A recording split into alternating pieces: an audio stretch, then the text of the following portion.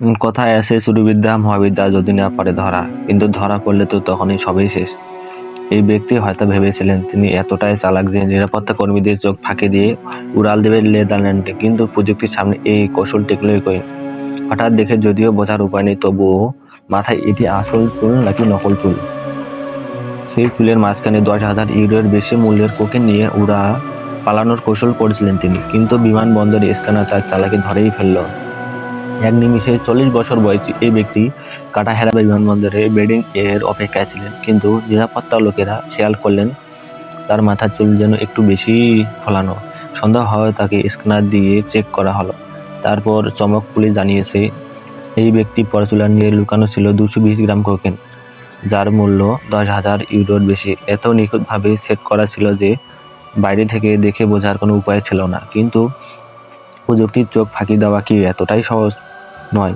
তাই তো ধরা পড়তেই হলো পুলিশের হাতে। চোরা কারবারিরা প্রতিদিনই নতুন নতুন কৌশল বের করছে, কিন্তু আইন শৃঙ্খলা বাহিনীর নজর এড়ানো কি এতটাই সহজ? পরচুলার নিচে কোকেন লুকিয়ে পালানোর চেষ্টা, এটা কি ধৃষ্টতা না বোকামি? একটুখানি ভুলে ধরা পড়ে গেলেও পুরো কল্পনা, আর চুরিবিদ্যা পরিণত হলো এক মহালজ্জায়।